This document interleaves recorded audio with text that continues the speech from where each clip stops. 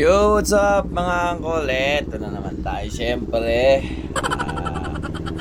ang tagal kong na-stuck yung ano na to, 3 araw Bali, What? pumunta nga pala kami ng Valenzuela Bro, kila what are you talking Idol about, man? Kenji. Kay Katingin, ano ba? Katingin TV ba yun? Yun. Basta yun.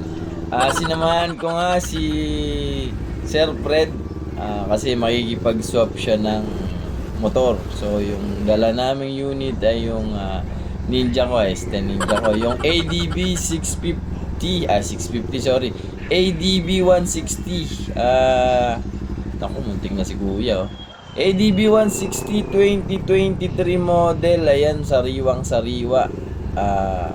Bali, yan yung ADB ni Sir Fred. Yung sa hipag niya pala, sorry. Tapos ayan na nga kami sa bahay ni Idol Kenji. Ayan, ang dami talagang motor dyan, no? Nakapila, sa gilid pa lang yan. Ito, ADB 750. Tapos may mga CB650R. Saka yung CB650 na e-clutch. Ayan yung e-clutch, yung sa unahan. Tapos yung hindi, yung sa gitna, ayan, e-clutch pa rin yan. Grabe, nakakalula talaga dito sa loob pag pumasok ka dahil halos kumpleto lahat. Ayan na yung mga kasama natin, syempre. Shout out kay ate na makulit. Hello guys! Shout out pa nga, humilaw-hilaw pa nga sa atin mga uncle si ante. Ayan, syempre, ayan. Meron dyang empty yung 450 ba yan? 400 na CF Moto. Sobrang laki pala niya sa personal, no? So, syempre, dahil nga katingin yan, tingin-tingin muna tayo dyan at meron din tayong nakitang Z9 na standard, oh. Sariwa lahat ng mga unit. Grabe. Nakakalula sa loob. Kaya dito muna tayo sa labas at silipin din natin yung yung CB650R na 2023 model ata ito. 2023 model. Tapos yung order niya ay 938 lang yata yan. Patingin nga ulit, katingin. Medyo maliwanag kasi yung ano dyan, yung sobrang liwanag ng tirik ng araw. Ayan, basta magulo yung araw dyan. Basta wala pang 1K odo yan. Sobrang kinis, naka-seat cowl, tapos naka-carbon na siya ng mga ibang accessories.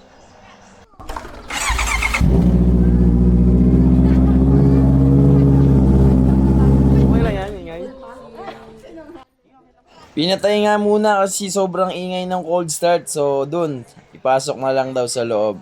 Alright.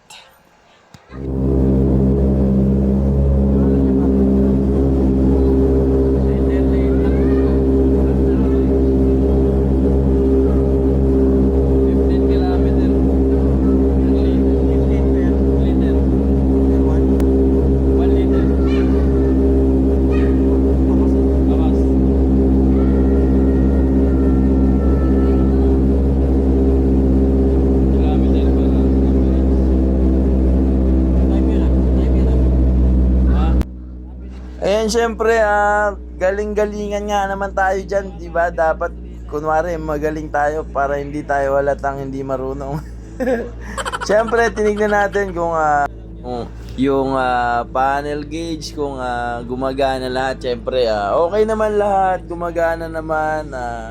So, yun nga, dahil wala si Idol, mukhang tulog pa, ako na nag-adjust. Shout out sa'yo, Idol Kenji. Dahil wala kang video, ako na nag-video. Para sa'yo, ako na nag-adjust. Kami na nag-adjust para sa vlog mo. Joke lang. Ayan, syempre, chinek namin yung motor. Okay naman, makinis talaga. Meron ka pang plastic yung chassis number niya. So, yung gulong niya sa 100%, parang nasa 95% pa yung kapal ng gulong. Stock pa yan.